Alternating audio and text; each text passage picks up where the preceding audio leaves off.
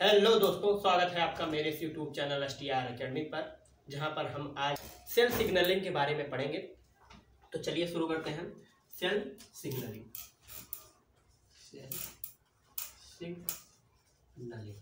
Cell signalling BSc first semester में भी आता है और MSc के मेजर एग्जाम्स जो होते हैं, जो इंट्रेंस एग्जाम होते हैं, उनमें भी सेल सिग्नलिंग पूछता है।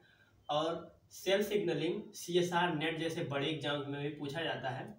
सेल सिग्नलिंग पढ़ने से पहले हम जान लेते हैं कि सेल में सेल सिग्नलिंग तभी होगी जब सेल है वो सीरीज ऑफ स्टेप्स फॉलो करती है। सेल सिग्नलिंग के दौरान जो सेल होती है वो बहुत सारे स्टेप्स क्या करती है, फॉलो करती है। Cell follow major of steps during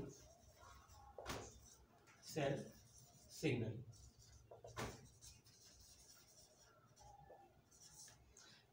जो सेल सिग्नलिंग होती है उसके दौरान जो सेल्स होती हैं वो बहुत सारी स्टेप्स को फॉलो करते हुए सेल सिग्नलिंग करती हैं। वो स्टेप्स कैसे हैं, उन स्टेप्स को हम बारी बारी से पढ़ेंगे। और क्या होता है, सेल सिग्नलिंग का सीधा मतलब होता है सेल का कम्युनिकेशन। सेल अपने आप में या फिर एक दूसरे सेल से, जो आसपास की सेल्स हैं, उनके साथ बात कैसे करता है। तो ये है एक कम्युनिकेशन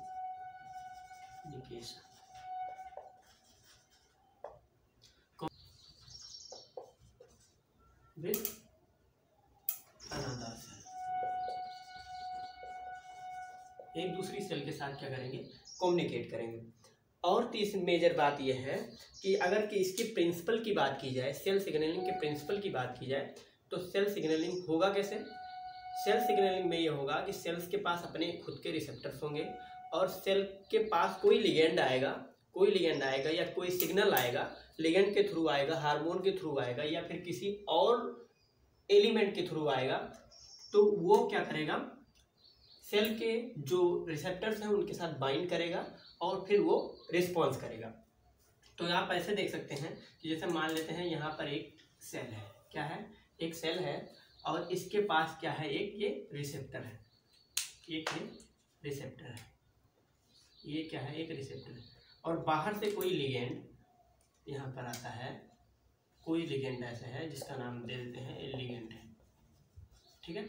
कोई लिगेंड आता है और वो आके इस पे जब बाइंड करेगा तो क्या करेगी, हमारी सेल रिस्पॉन्स करेगी। यहाँ पर ये हम लिख भी देते हैं कि ये क्या है, ये सेल है, या फिर ये कह दो कि सेल मेम्ब्रेन है, क्योंकि सेल मेम्ब्रेन के अंदर भी रिसेप्टर होते हैं, सेल मेम्ब्रेन के बाहर भी रिसेप्टर्स होते हैं।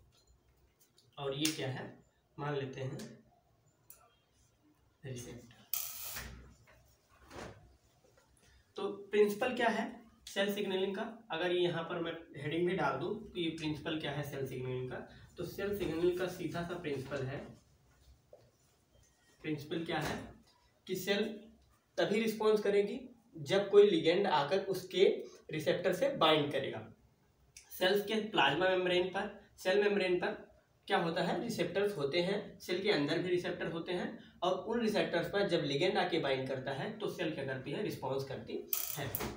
और एक बात यह है कि सेल्स में रिसेप्टर लिगेंड का इंटरेक्शन होता है। किसका इंटरेक्शन होगा, रिसेप्टर्स का, यहाँ पर रिसेप्टर लिगेंड का इंटरेक्शन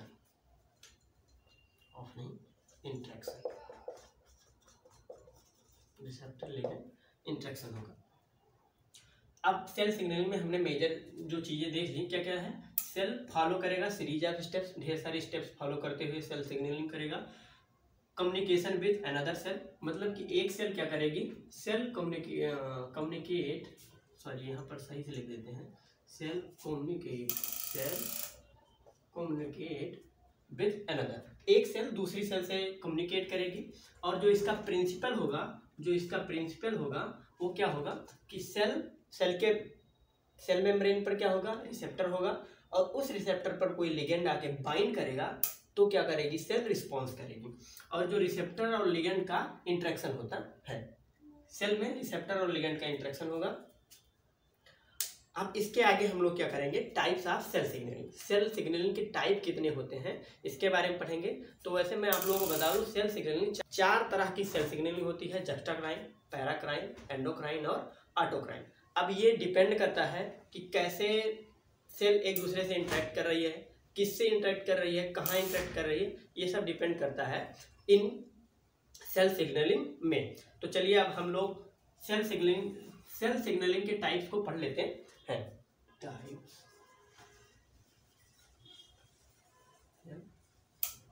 सिग्नलिंग मैंने आपको पहले ही बता दिया कि 4 टाइप की सेल सिग्नलिंग होगी। क्या क्या? एक तो जस्टाक्राइन,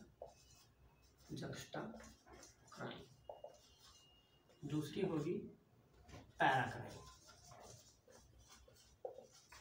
और जो तीसरी होगी ये एंडोक्राइन,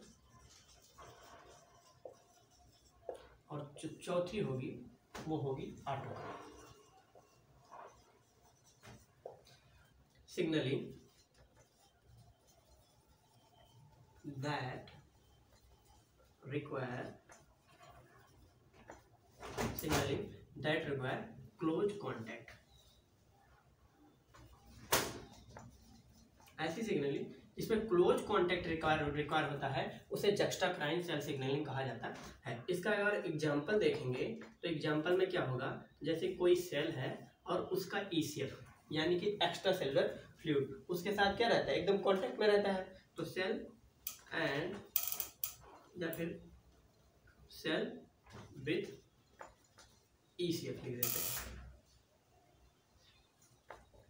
ईसीएफ। और जो पैराक्राइन होती है, पैराक्राइन में एक सेल अपने पड़ोस की सेल यानी नाइबरिंग सेल से क्या करती है, इंटरेक्ट करती है। पैराक्राइन में क्या होगा, सेल कम्युनिकेट या फिर इंटरेक्ट लिख देते हैं, cell interact with neighbouring.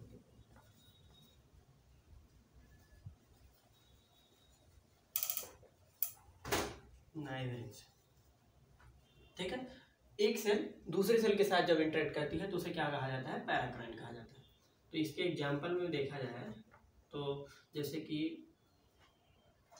NO यानी नाइट्रिक ऑक्साइड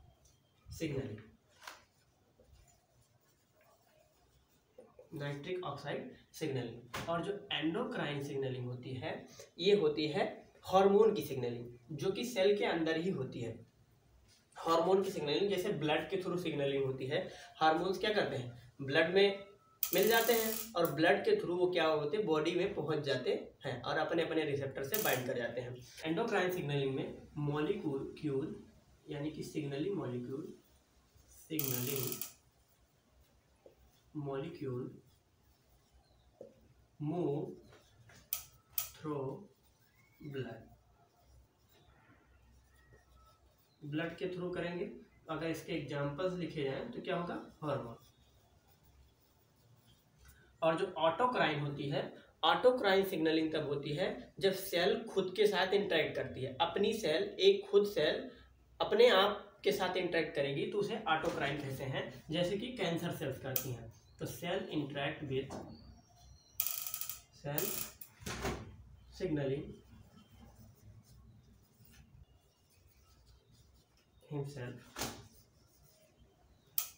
हिमसेल्फ करेगी। इसके एग्जांपल देखे जाए तो क्या होगा, cancer cells. Type of cell signalling मैंने आपको बताया कि कितने टाइप की होती है, 4 टाइप की होती है, जिसमें होता है जस्टाक्राइन, पैराक्राइन, एंडोक्राइन और ऑटोक्राइन। जो जस्टाक्राइन होता है उसमें क्या होगा, सिग्नलिंग के लिए क्या रिक्वायर होगी, क्लोज कॉन्टैक्ट रिक्वायर होगा। जब दोनों सेल के साथ कोई क्लोज कॉन्टैक्ट में होगा तो ही जस्टाक्राइन सेल सिग्नलिंग होगी। और इसका जो एग्जांपल है वो क्या है, सेल विथ ईसीएफ। सेल का जो ईसीएफ के साथ सिग्नलिंग होती है उसे क्या कहा जाता है, जस्टाक्राइन सिग्नलिंग कहा जाता है। और जो पैराक्राइन सिग्नलिंग है उसमें सेल क्या करती है, अपने बगल वाली पड़ोस वाली सेल से क्या करती है, सिग्नलिंग करती है, इंटरेक्ट करती है। जैसे इसके एग्जांपल में दिया गया है एनो सिग्नलिंग। एनो सिग्नलिंग का मतलब होता है नाइट्रिक ऑक्साइड सिग्नलिंग। आगे है एंडोक्राइन सिग्नलिंग। एंडोक्राइन सिग्नलिंग में क्या होगा, जो सिग्नलिंग होगा वो सिग्नलिंग मॉलिक्यूल होगा वो ब्लड के थ्रू क्या करेगा, बॉडी में जाता है, मूव करता है। और उसका एग्जाम्पल क्या है, हार्मोन एग्जाम्पल है। ऑटोक्राइन क्या है, जैसे कोई सेल है वो खुद से इंटरेक्ट कर रही है, खुद को सिग्नल भेज रही है कि ये बनाओ वो लाओ, तो उसको क्या कहा जाता है, ऑटोक्राइन सिग्नलिंग कहा जाता है। और उसका जो एग्जाम्पल है क्या है, कैंसरस सेल। जो कैंसरस सेल होती हैं वो खुद ही सब कुछ करने लगती हैं, ना उनमें कोई ऑर्गेनाइजेशन होता है, अनलिमिटेड वो बढ़ने लगती हैं। तो ये क्या है, ऑटोक्राइन सिग्नलिंग होती है। अब इसके बाद हम लोग पढ़ेंगे टाइप्स ऑफ रिसेप्टर्स। जो हम लोग के सेल मेम्ब्रेन पर रिसेप्टर्स होते हैं वो कितने टाइप के होते हैं, तो मैं आप लोगों को बता दूं 2 टाइप के सेल रिसेप्टर होते हैं।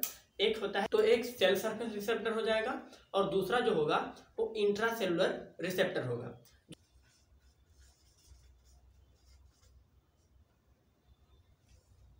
जो रिसेप्टर्स हैं वो कितने टाइप के होते हैं, तो रिसेप्टर्स कितने टाइप के, 2 टाइप के। एक रिसेप्टर क्या होगा, एक होगा cell surface receptor, surface receptor, और एक होगा इंट्रा सेलुलर रिसेप्टर। ठीक है, एक होगा सेल सरफेस रिसेप्टर और एक होगा intracellular receptor. Cell surface receptor पता ही आपको, सेल के सरफेस रहेंगे। सेल सरफेस कहाँ पे पाए जाएंगे, फाउंड, यहाँ लिख देता हूँ फाउंड ऑन सेल सरफेस। कहाँ पे पाए जाएंगे, सेल के सरफेस पे पाए जाएंगे। और इनके अंदर क्या होती है, एक क्वालिटी होती है कि ये क्या होते हैं, लार्ज एंड हाइड्रोफोबिक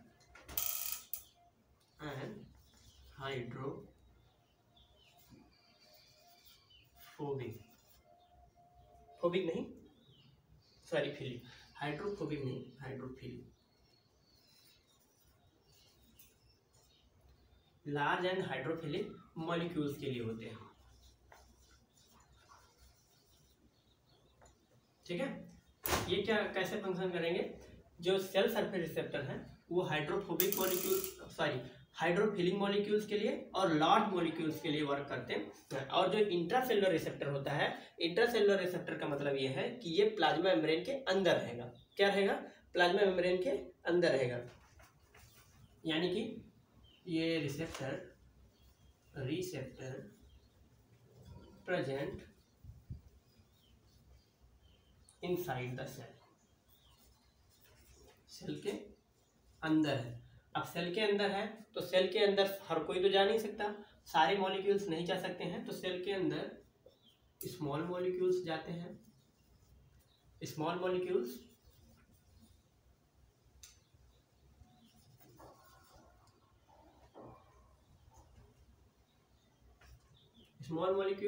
और जो हाइड्रोफोबिक मॉलिक्यूल्स हैं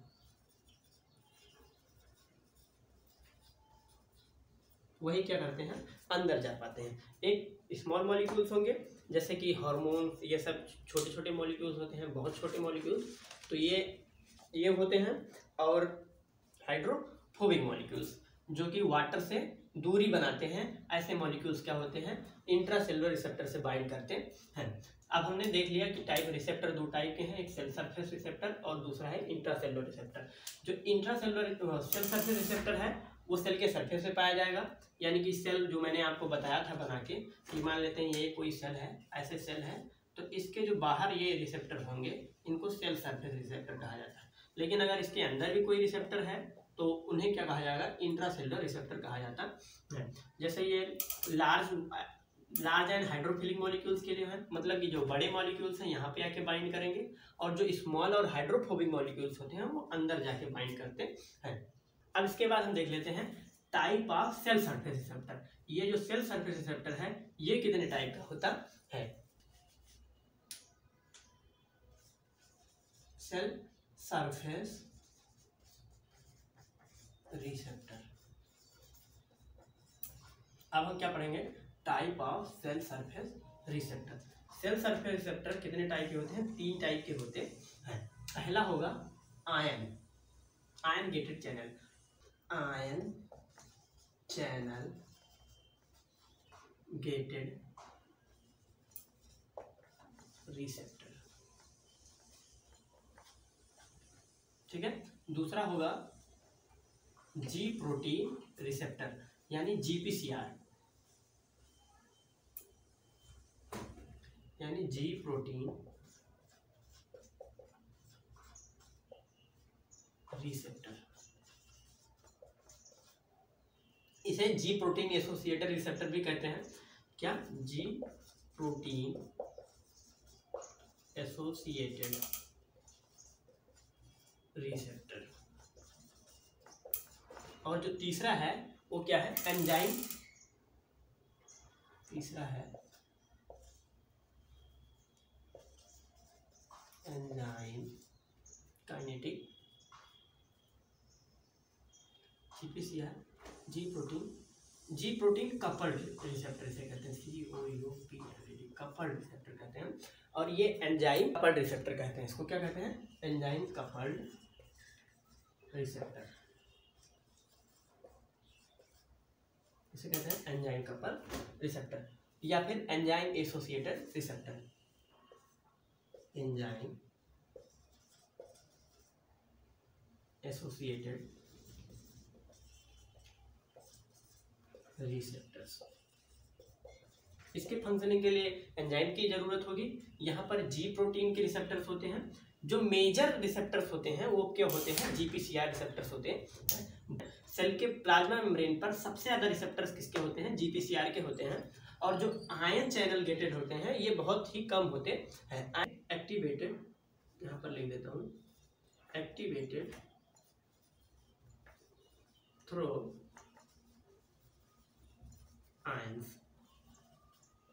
मतलब इनकी क्लोज और ओपनिंग किस पे डिपेंड करेगी?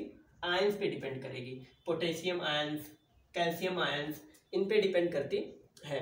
और जो जीपीसीआर कपल रिसेप्टर है ये जी प्रोटीन एसोसिएटेड रिसेप्टर होता है। इसमें कई टाइप्स होते हैं, इनको अभी हम बढ़िया से पढ़ेंगे। और अगला जो है एंजाइम कपल्ड रिसेप्टर, इसमें एंजाइम की जरूरत होती है, यानी कि कोई एंजाइम आके जब रिसेप्टर से बाइंड करता है तो फंक्शन होता है, रिस्पॉन्स होता है, सेल का रिस्पॉन्स होता है। तो चलिए अब हम लोग जीपीसीआर के टाइप्स पढ़ लेते हैं। ये सारे छोटे छोटे हैं एंजाइम और ये उतना ज़्यादा मुश्किल नहीं है। तो चलिए शुरू करते हैं। GPCR,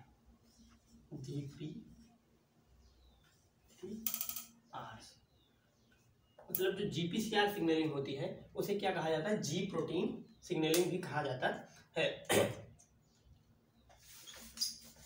GPCR,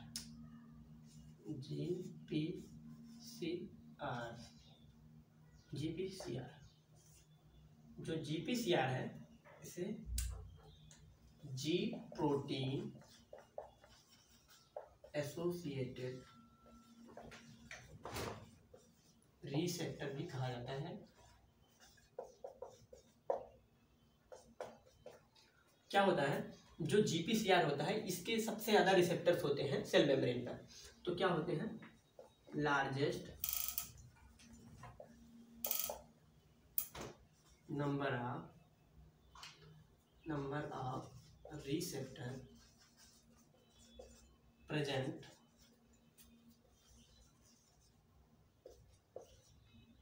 on cell. Cell के ऊपर सबसे ज्यादा जीपीसीआर रिसेप्टर्स होते हैं। तो largest number of receptor present on cell. जो जी प्रोटीन होता है उसको जीटीपी बाइंडिंग प्रोटीन भी कहा जाता है। क्या कहा जाता है? जीटीपी बाइंडिंग प्रोटीन,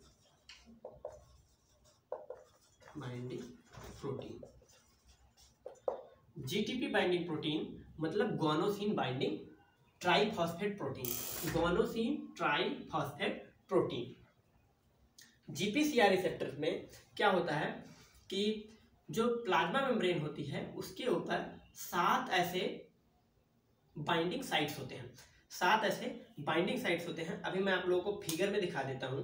एक चीज रह गई कि जो सभी जीपीसीआर रिसेप्टर्स होते हैं, all GPCR receptors are common in structure. सभी जीपीसीआर रिसेप्टर क्या होते हैं, वो कॉमन होते हैं स्ट्रक्चर में, लेकिन फंक्शनिंग में, लिगेंड में और फिर सिग्नलिंग में वो क्या होते हैं, डिफरेंट होते हैं। किस में डिफरेंट होंगे, डिफर करेंगे सिग्नलिंग में, but differ in signalling, signalling में डिफरेंट होंगे, लिगेंड में डिफरेंट होंगे, मतलब अलग अलग लिगेंड से बाइंड करेंगे, और फिर फंक्शन में भी डिफरेंट होते हैं। अभी मैं फिगर बना के आप लोगों को दिखाऊंगा। जैसे ये मान लेते हैं ये प्लाज्मा मेम्ब्रेन है, और यहाँ पर ये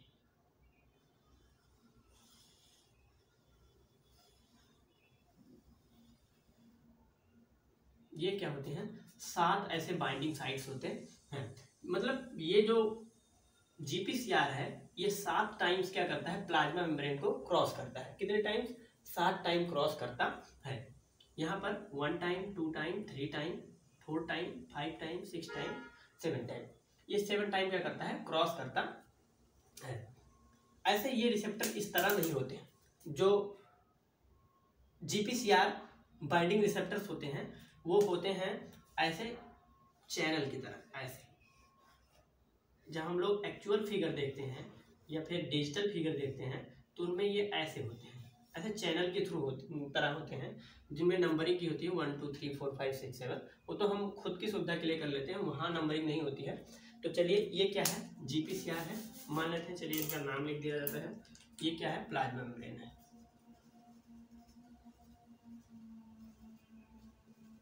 प्लाज्मा मेम्ब्रेन है, और ये क्या है, जीपीसीआर, जीपीसीआर, ठीक है।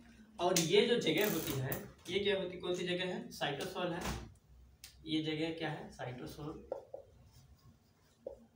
और इसके अंदर एक क्या होता है, लिगेंड बाइंडिंग साइट होता है। जो सेंट्रल लिगेंड बाइंडिंग साइट होता है बीच में होता है एक सेंट्रल लिगेंड बाइंडिंग साइट, बीच में एक सेंटर लिगेंड बाइंडिंग साइट भी होता है, site, centre ligand binding site होता है। तो आप लोगों को समझ में आ गया होगा कि एक प्लाज्मा मेम्ब्रेन है।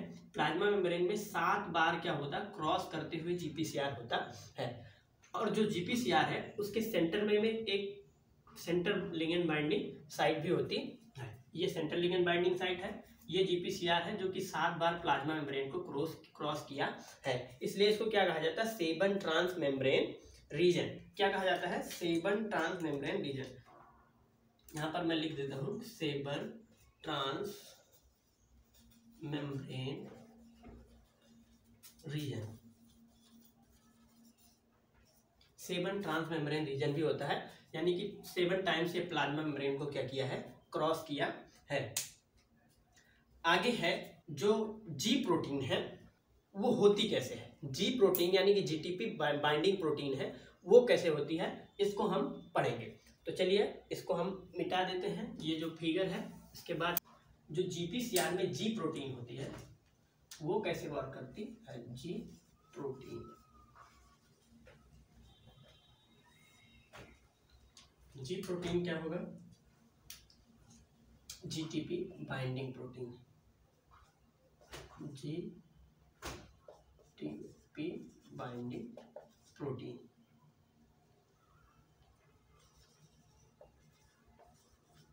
जी प्रोटीन को क्या कहा जाएगा, जीटीपी बाइंडिंग प्रोटीन भी कहा जाता है। और जो जीटीपी है ये ट्राइमेरिक प्रोटीन होती है। क्या होती है, ट्राइमेरिक प्रोटीन। ये ट्राइमेरिक प्रोटीन होगी। और ये जो ट्राइमेरिक प्रोटीन है इनके अंदर क्या होंगी, 3 सब यूनिट्स होंगी। 3 सब यूनिट्स, इनके नाम क्या होती हैं, अल्फा, बीटा और गामा। 3 सब यूनिट होंगी। ट्राइमेरिक प्रोटीन है तो 3 सब यूनिट होंगी, उनमें क्या होगा, एक अल्फा होगी, एक बीटा होगी, एक गामा होगी। और जो जीटीपी बाइंडिंग प्रोटीन है ये एक एक्टिव फॉर्म होती है। इधर मैं लिख देता हूँ साइड में, इधर क्या होती है, जीटीपी से पहले क्या होती है, ये जीडीपी होती है। GDP यानी कि गोनोसिन डाइफॉस्फेट, ये क्या होती है, इनएक्टिव होती है।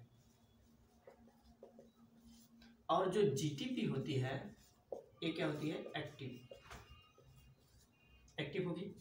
जब हम इसकी फंक्शनिंग कर देखते हैं तो क्या होगा, GTP बाइंडिंग प्रोटीन इनएक्टिव रहेगी। जब ये एक्टिव होगी GTP एक्टिव प्रोटीन में, तो ये डिसोसिएट कर जाती है। क्या कर जाती है, किसमें, डिसोसिएट कर जाएगी। और डिसोसिएट करने के बाद यही बनाती है। यहाँ पर ऐसे लिख देता हूँ कि यहाँ पर जैसे एक्टिव होगी GDP से GTP बनेगी, GDP से GTP बनेगी, उसके बाद क्या होगी, डिसोसिएट कर जाएगी। एक्टिव होने के बाद डिसोसिएट करेगी तो 3 बनाएगी, अल्फा, बीटा और गामा। ये 3 सब यूनिट्स में क्या होगी, डिसोसिएट हो जाएगी। इसके बाद 3 सब यूनिट में नहीं डिसोसिएट करती है, 2 यूनिट में डिसोसिएट होती 3 प्रोटीन है, लेकिन जब ये डिसोसिएट होती है तो 2 ही यूनिट में डिसोसिएट होती है। एक अल्फा यूनिट में डिसोसिएट होती है और एक बीटा गामा एक साथ अलग हो जाता है। क्या हो जाता है, बीटा गामा एक साथ अलग होता है और अल्फा अलग अलग हो जाता है। एक्टिवेशन, GDP एक्टिवेशन कैसे होता है ये पहले देख लेते हैं, उसके बाद इसका इनएक्टिवेशन भी देखेंगे। तो GDP एक्टिवेशन, GDP रहेगा यानी कि गोनोसिन डाइफॉस्फेट है, GDP है। और उसका क्या होगा, जब ये एक्टिवेशन होगा तो एक्टिवेशन में क्या होगा, चेंज होगा। किस में चेंज होगा, GDP से GTP में चेंज हो जाएगा, GTP में चेंज हो जाएगा। और GTP में चेंज होने के लिए क्या होना होगा, यहाँ से GDP निकल जाएगा और GTP अंदर आ जाएगा। तो अगर लिखते हैं तो क्या होगा, यहाँ GTP क्या होगा, अंदर आएगा और GDP क्या होगा, बाहर चला जाएगा।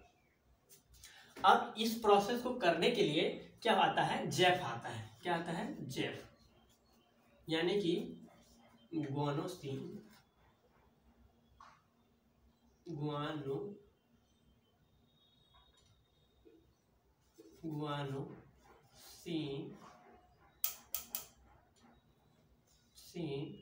न्यूक्लियोटाइड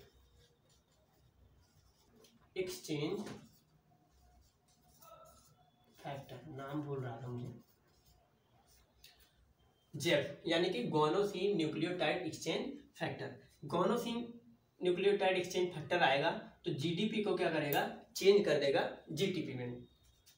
यही प्रोसेस होती है। अगर इसकी पूरी फंक्शनिंग होगी तो अभी हम लोग चर्चा करेंगे कि कैसे पूरी फंक्शनिंग होती है।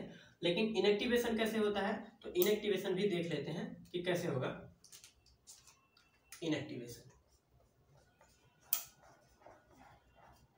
एक्टिव तो हो गया लेकिन इनएक्टिव भी करना हो तो इनएक्टिव करने के लिए बस यही प्रोसेस उल्टी होनी चाहिए। GTP क्या हो जाए, GDP में चेंज हो जाए तो क्या होगा, आराम से क्या होगा, एक्टिव रुक जाएगा प्रोसेस, जो रिस्पॉन्स की प्रोसेस है वो रुक जाएगी। तो इनएक्टिवेशन के लिए क्या होगा, GTP क्या होना चाहिए, GDP में चेंज होना चाहिए। यहाँ पर लिख देता हूँ मैं, GTP, इसको चेंज किस में होना चाहिए, GDP। जब GDP में चेंज होगा तभी क्या होगा, इनएक्टिवेशन होगा। और इसको चेंज होने के लिए क्या जरूरत होती है, एक एंजाइम की जरूरत होती है जिसे कहा जाता है GTPase। क्या होता है, GTPase,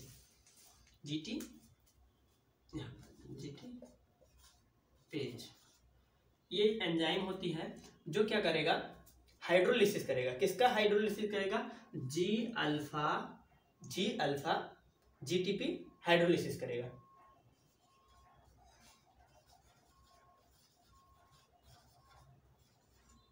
कौन करेगा, GTPase। ये एंजाइम क्या करेगा, G अल्फा GTP हाइड्रोलिसिस करेगा और ये क्या हो जाएगा, GDP में चेंज हो जाता है। इसमें क्या होता है, जो एक गैप होता है, गैप एक एक्टिवेटिंग फैक्टर होता है जो कि एक रेगुलेटरी प्रोटीन है, उसको क्या करना है, रिमूव करना है। GDP से GTP में चेंज करता है कौन, गैप करता है। यानी कि जो एक रेगुलेटरी प्रोटीन है वो क्या करेगा, एक्टिवेशन करता है किसका, GTP का। अब GTP एक्टिव जब तक रहेगा तब तक उसे तो इनएक्टिव करना आसान नहीं है।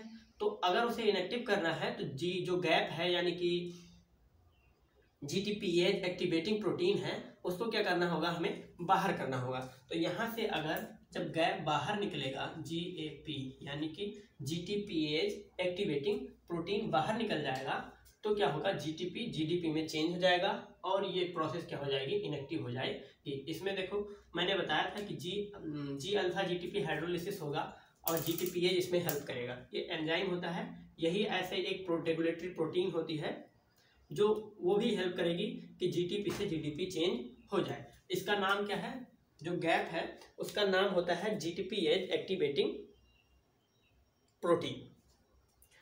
अब हम लोगों को अगर GPCR की सिग्नलिंग होती कैसे है उसे देखना हो तो ये इधर ही रहने देते हैं, इधर हम GPCR के नीचे सिग्नलिंग देख लेते हैं कि मान लेते हैं GPCR, कहीं पे GPCR है, पहले GPCR रिसेप्टर है, उसके साथ क्या होगा, पहले GPCR एक्टिवेटिंग होगा, क्या होगा, एक्टिवेट होगा, GPCR एक्टिवेट होगा। एक्टिवेट कब होगा, GPCR एक्टिवेट तब होगा जब कोई सिग्नलिंग मॉलिक्यूल, कोई लिगेंड आके यहाँ पर ऐड होगा, अटैच होगा या फिर सिग्नल लेके आएगा। यहाँ पे देख लेते हैं, सिग्नल अगर कोई आएगा, अगर कोई सिग्नल GPCR पे आता है तो GPCR क्या हो जाएगा, एक्टिवेट हो जाएगा। GPCR जब एक्टिवेट होगा तो क्या करेगा, गैप वर्क करने लगेगा। गैप जो मैंने बताया GAP, गैप वर्क करने लगेगा। गैप जब वर्क करने लगेगा तो क्या होगा, GDP जो है वो किस में चेंज हो जाएगी, GTP में चेंज हो जाएगी। और GTP क्या करेगी, GTP जो है, सॉरी यहाँ पर GGTP लिखा, GGDP और GGTP। GDP क्या, GGDP क्या किस में चेंज हो जाएगा, GGTP में चेंज हो जाएगा। और जो GGTP है वो क्या करेगा, G प्रोटीन में डाइसेक्ट हो जाएगा। मैंने पहले ही लिखा था कि GTP जो होता है वो 2 प्रोटीन में टूट जाता है, डिसोसिएट हो जाता है। तो यहाँ पर क्या हो जाएगा, डिसोसिएट हो जाएगा। इसमें दो प्रोटीन में, 2 प्रोटीन वो कौन से हैं,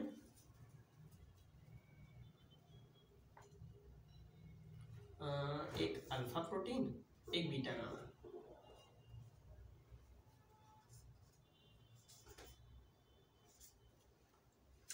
क्या होगा, GTP प्रोटीन दो सब यूनिट में डिसोसिएट कर जाएगा, एक अल्फा एक बीटा गामा में। इसके पहले यहाँ पर जो GGTP है ये एक्टिवेट होता है। एक बार GDP से GTP में चेंज हो गया तो क्या करेगा, डिसोसिएट होने से पहले मैंने आपको अभी पहले ही बता दिया था कि ये क्या करता है, एक्टिवेट करता है। तो यहाँ पर एक प्रोसेस मेरे ख्याल से मिस हो रही है, यहाँ पर क्या लिख देते हैं, GGTP एक्टिवेट, GGTP एक्टिवेट होगा तब ये डिसोसिएट करेगा और जी अल्फा और बीटा गामा में डिसोसिएट हो जाएगा। ये पूरी क्या है, सिग्नलिंग की प्रोसेस है। मैं आप लोगों को बता देता हूँ, एक बार इसको फिर से देख लेंगे कि क्या होगा, एक्टिवेशन कैसे होगा। एक्टिवेशन के लिए क्या होगा, GGTP को GGTP में चेंज होना होता है। GGTP को GGTP में चेंज होने के लिए क्या करना होगा कि हमें ये डाईफॉस्फेट है, इसको ट्राईफॉस्फेट बनाना है। तो यहाँ से GTP अंदर आए और GDP बाहर चला जाए। और इसको बाहर ले जाने में और अंदर लाने में हेल्प कौन करता है, जेफ करता है। जेफ क्या है, गुआनोसिन न्यूक्लियोटाइड एक्सचेंज फैक्टर होता है, जो क्या करेगा, GDP को GTP में चेंज होने में हेल्प करेगा। आगे है इनएक्टिवेशन कैसे होता है इसका, तो इनएक्टिवेशन होने के लिए GTP को GGDP में चेंज होना होता है। अगर इसको चेंज करना है तो ये GGTP क्या होती है, एक्टिव फॉर्म में होती है। एक्टिव फॉर्म से अगर इसे इनएक्टिव फॉर्म में करना है तो एक एंजाइम लगती है GTPase एक एंजाइम लगेगी जो क्या करेगी, जी अल्फा GTP का हाइड्रोलिसिस करती है। यानी कि ये जो प्रोटीन ये अल्फा वाली प्रोटीन है, इसी का ये GTPase क्या करेगी, हाइड्रोलिसिस कर देगी। और हाइड्रोलिसिस करने में कौन और हेल्प करता है, वो करता है गैप यानी कि GTPase एक्टिवेटिंग प्रोटीन। ये GTPase एक्टिवेटिंग प्रोटीन क्या है, ये इसी को एक्टिव रखता है, लेकिन जब ये बाहर निकलने लगेगा तो इसकी एक्टिवेशन क्या होगा, समाप्त हो जाएगा और ये किस में चेंज हो जाएगा, GGDP में चेंज हो जाएगा। अगर हम सिग्नलिंग की बात करें कि GPCR आखिर वर्क कैसे करता है, तो GPCR मान लेते हैं यहाँ पे है, उसके पास कोई सिग्नल आया, कोई लिगेंड के रूप में सिग्नल आया, तो ये क्या होगा, एक्टिव हो जाएगा। तो ये इधर लिखा है कि GPCR क्या हो जाता है, एक्टिवेट हो जाता है। GPCR जब एक्टिवेट हो गया तो क्या करेगा, जो गैप में हम लोगों ने पढ़ा था, एक्टिवेट होने के टाइम पे गैप क्या करता है, वर्क करता है। गैप यानी कि GTPase एक्टिवेटिंग प्रोटीन क्या करेगा, उस समय वर्क करेगा। तो जब ये वर्क करेगा तो GGTP को GGTP में चेंज कर देगा। जब गैप वर्क करेगा तो GGTP को GGTP में चेंज कर देगा, और जब GGTP चेंज होगा तो ये क्या होगा, फिर एक्टिवेट होगा। अब ये जब एक्टिवेट होगा तो ये डिसोसिएट कर जाएगा किसमें, G अल्फा में और G बीटा गामा में। यही GPCR की फंक्शनिंग है। इसके आगे हम अभी देखेंगे कि जो G अल्फा है वो कितने टाइप का होता है, जो G बीटा गामा है वो कितने टाइप का है, और वो फंक्शन कैसे करता है। Types of G alpha. जो G अल्फा होता है ये कितने टाइप का होता है, तो जो G अल्फा होता है ये 4 टाइप का होता है। कितने टाइप का, 4 टाइप का। इनके नाम क्या है, एक होता है G alpha S, G alpha S, दूसरा होता है G अल्फा I, तीसरा होता है G अल्फा Q, और चौथा होता है G अल्फा 12 13। ये 4 होते हैं। अब ये चारों का काम क्या है, जो G अल्फा S होता है ये क्या करता है, सिग्नलिंग करता है। क्या करता है, सिग्नलिंग। तो ये लिख देता हूँ मैं, ये क्या करेगा, स्टिमुलेट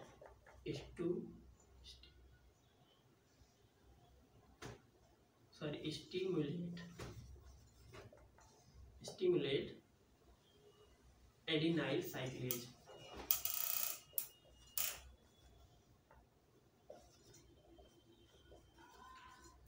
और ये I जो है ये इनहिबिट करेगा, किसको, इनहिबिट उसी एडिनाइल साइक्लेज को, इनहिबिट एडिनाइल साइक्लेज। और जो G अल्फा Q है वो क्या करेगा, एक्टिवेट रो फैक्टर,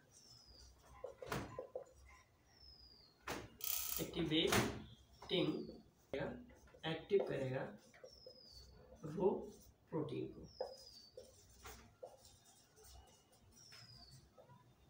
प्रोटीन को, एक्टिव करेगा।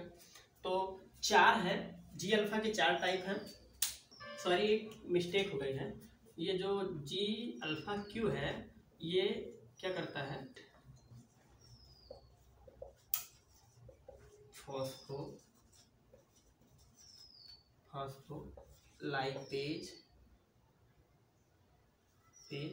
C बीटा, ये क्या करेगा, एक्टिवेट करेगा फॉस्फोलाइपेज C बीटा को। अब चलिए शुरू से देख लेते हैं चारों। जो टाइप ऑफ G अल्फा है वो 4 टाइप का होता है। G अल्फा S जो स्टिमुलेट करता है, यानी सिग्नलिंग को स्टार्ट करता है, ऐसे समझ लीजिए। स्टिमुलेट एडिनाइल साइक्लेज करता है। G अल्फा I क्या है, इनहिबिट करता है एडिनाइल साइक्लेज को। और G अल्फा Q क्या है, ये एक्टिवेट करता है फॉस्फोलाइपेज C बीटा को। और जो G अल्फा 12 13 है ये एक्टिवेट करता है रो प्रोटीन को, रो फैक्टर को, यानी रो प्रोटीन को क्या करता है, एक्टिवेट करता है। इसके बाद हम लोग सेल सिग्नलिंग के CAMP पाथवे को पढ़ेंगे। क्या करेंगे कि cell G protein signalling CAMP के थ्रू कैसे होती है, इसके बाद हम पढ़ेंगे। वीडियो काफ़ी लंबी बन जा रही है, इसलिए इसको हम अगले किसी वीडियो में देखेंगे। तो अगर आपको कोई क्वेश्चन पूछना है तो आप पूछ सकते हैं, कमेंट बॉक्स में पूछ सकते हैं। और अगर आपको हमारा वीडियो अच्छा लगा हो तो लाइक कीजिए, शेयर कीजिए और हमारे चैनल को भी सब्सक्राइब कीजिए। BSc के बहुत सारे टॉपिक्स से रिलेटेड वीडियोज हमारे इस चैनल पर आपको मिलती रहेंगी। धन्यवाद।